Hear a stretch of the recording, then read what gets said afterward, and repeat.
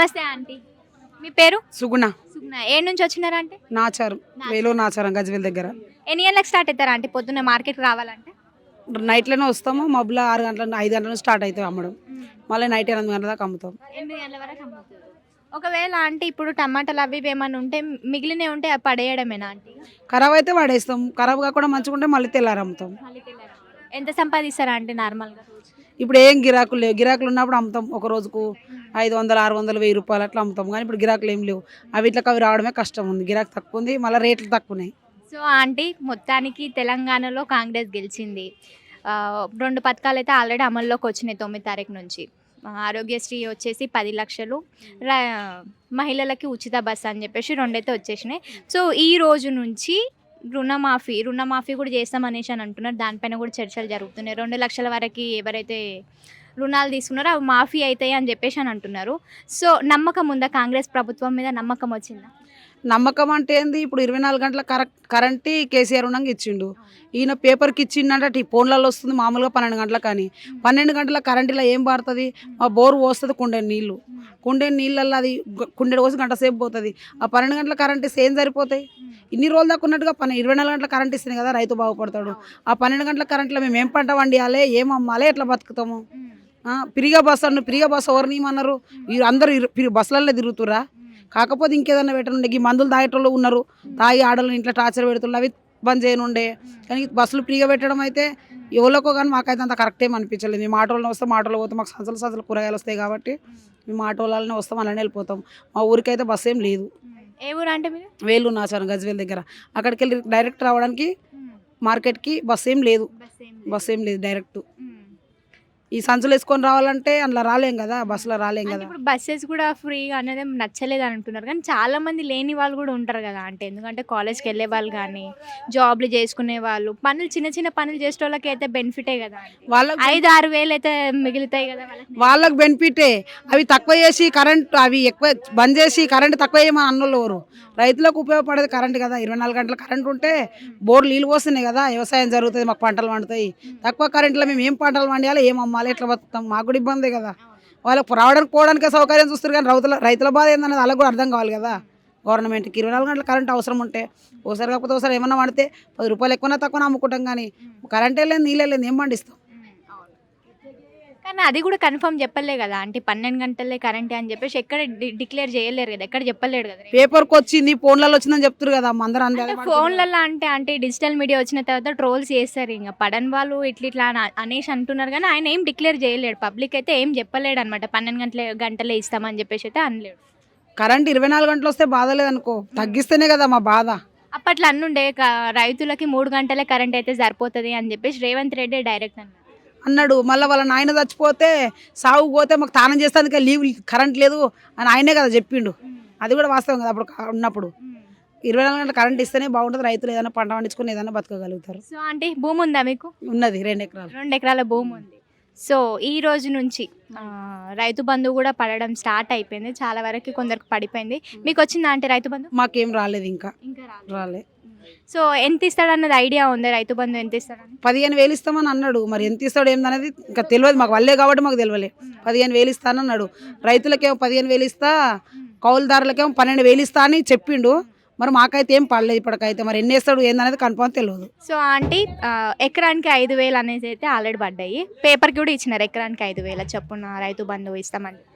15,000 ఇస్తా అన్న ఆయన మళ్ళీ 5,000 ఎందుకు ఇస్తాడు? మళ్ళీ కేసీఆర్ లెక్కన ఇవ్వద్దు కదా. ఆయన అన్నమాట ఆయన నిలబెట్టుకోవాలి కదా. 15,000 అన్నప్పుడు 15,000 రైతులకు ఇవ్వాలి, కౌలుదారులకు 12,000 ఇవ్వాలి కదా. ఆయన అన్నమాటనే కదా. మళ్ళీ 5,000 ఏ విధంగా ఇస్తాడు? అది కరెక్ట్ కాదు కదా. అది ఇక మీరే చెప్పాలి, ఇక అయితే యాజ్ ఎ రైతుగా మీరే మాట్లాడాలి. అది అయితే కరెక్ట్ కాదు. ఆయన నోట్లకి వెళ్ళిన మాట ఆయన నెరవేర్చాలి కదా. 15,000 అన్నప్పుడు 15,000 రైతుకి ఇవ్వాలి, కౌలుదారులకు 12,000 ఇస్తాను అని చెప్పిండు కదా. అది ఇస్తేనే కరెక్ట్ అవుతుంది. 5,000 ఇవ్వడం మాత్రం కరెక్ట్ అయితే కాదు. సో రుణమాఫీ కూడా చేస్తుంది కదా అన్నాడు. రుణమాఫీ దానిపైన చర్చలు జరుగుతున్నాయి అన్నమాట. అన్నాడు. ఆ రోజు ఏమన్నాడంటే జనవరిలో 5 తారీఖు నాడు రుణమాఫీ 2 లక్షలు చేస్తాను అన్నాడు. ఏం చేస్తాడు అనేది తెలియదు, ఇంకా కన్ఫర్మ్ చేస్తే చూడాలి అంతే. సో ఒక స్టేట్మెంట్ అయితే చేసిండు, అందరూ పోయి 2 లక్షలు లోన్లు తీసుకోండి, 9 తారీఖు వచ్చి అందరూ రుణమాఫీ చేస్తా అని చెప్పేసి అన్నారు. చెప్పిండు కానీ వాళ్ళు ఇవ్వలేరు కదా 2 లక్షల లోను. నా దగ్గర నా పేరు మీద ఉన్నాయి 60,000 ఉండే. 60,000కు మిత్తి అసలు కలిపి 70,000 కేసీఆర్ ఉండగానే మాఫ్ చేసిండు. ఇంకో 60,000 ఉన్నాయని చెప్పిర్రు. ఈయన వచ్చినాక మరి ఏం చేస్తాడు ఏంది అనేది తెలియదు. ఇంకైతే ఏం మాఫీ కాలేవు. ఇంకా కాలే, దాని మీద చర్చలు మాత్రమే జరుగుతున్నాయి. వచ్చినాక ఇట్లా ఏం చేస్తాడో తెలియదు. ఇంకా ఒక్కొక్కటి చేస్తుంటే చూడాలి ఏందాక చేస్తాడు ఏం చేస్తాడు అనేది కన్ఫర్మ్ తెలియదు.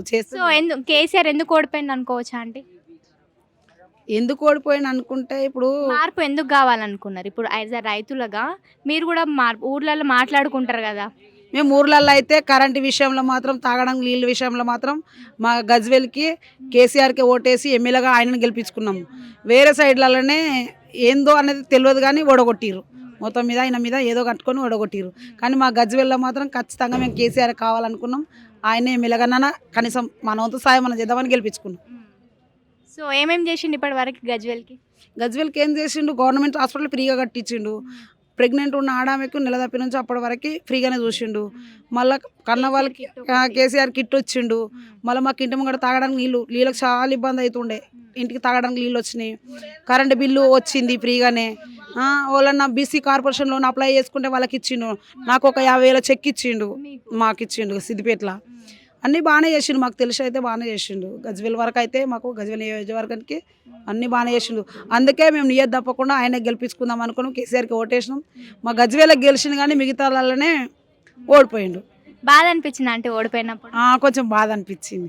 తెలంగాణకు అంతగానం కష్టపడ్డాడు కదా, మరి మన తెలంగాణ తెచ్చింది కదా. ఆయన ఉంటే నీకు ఒక్కసారి గెలిస్తే ఇంకొంచెం ఏం చేస్తున్నా అనేది మనకు అర్థమవుతుండే అని కొంచెం బాధ అనిపించింది. ఎందుకంటే టీఆర్ఎస్ ప్రభుత్వం ఒకవేళ గెలిచింటే 16,000 రైతు బంధువు అని చెప్పేసి అన్నారు. 16,000 రైతు బంధువు అని చెప్పిండు. 4,000కు అది గ్యాస్ ఇస్తానని చెప్పిండు. 400 గ్యాస్ ఇస్తానని చెప్పిండు. మళ్ళీ అవి పింఛన్ కూడా 6,000 చేస్తానని చెప్పిండు. ఒకసారి గెలిస్తే ఏం చేస్తాడు అనేది కూడా తెలుస్తుండే కదా. సో ఇప్పుడు హాస్పిటల్ ఉండు తెలుసా? హాస్పిటల్ ఏం హాస్పిటల్? ఇప్పుడు మొన్న మా కొడుకు బాగలేడు. మా కొడుకు బాగలేక గజ్వేల్ పెగ్నపూర్లో హాస్పిటల్ జాయిన్ చేస్తే 4 రోజులు ఉన్నాం. 4 రోజులు ఉంటే 60,000 అయినాయి. 60,000 మాతో ఏం కాదని పంపించేసారు. మళ్ళీ వేరే ప్రైవేట్ హాస్పిటల్ తీసుకుపోయినాం. అక్కడ ఒక 11 రోజులు ఉన్నాం. మేము లేని వాళ్ళం, గరీబ్ వాళ్ళం. మాకు మా ఆయన లేడు, పిల్లలు చిన్న వాళ్ళు ఇద్దరు. వాళ్ళ పిల్లలను చేసుకొని బతుంటే మా కొడుక్కి కొంచెం పసకలై లివర్కి ఎఫెక్ట్ అయితే వేరే హాస్పిటల్ జాయిన్ చేస్తే 11 రోజులు హాస్పిటల్ ఉంటే 3 లక్షలు అయినాయి. మాసంటి పొద్దునాక కూలి చేసుకొని పొద్దుకి అన్నం తిని బతికేటోళ్ళం. మాకు పొద్దునాక కూలి పోతే 200 వస్తాయి. అలాంటి వాళ్ళం లక్షలు ఖర్చు పెట్టుకొని హాస్పిటల్ తిరగాలంటే కొంచెం ఇబ్బందే కదా. ఇటువంటి వాళ్ళకు కొంచెము ఏదన్నా గవర్నమెంట్ సాయం చేస్తేనే కదా హాస్పిటల్కి. చిన్నపిల్లలు ఉన్నారు. సీఎం రిలీఫ్ ఫండ్ అని చెప్పేసి కేసీఆర్ ప్రభుత్వం ఉన్నప్పుడు ఉండే అట్లుండే. అవి కూడా పేపర్ తీసుకొని గజ్వేల పెట్టొచ్చినాము. వాటికి ఇంకా రెస్పాన్సిబుల్ ఏం రాలేవు. పేపర్ ఇచ్చి వచ్చినాం, తీసుకున్నారు కానీ రెస్పాన్సిబుల్ అనేది ఏమీ రాలేదు. అంటే ఇప్పుడైతే మీరు ఏం చెక్ చేసుకోలేరు రైతు బంధువుది?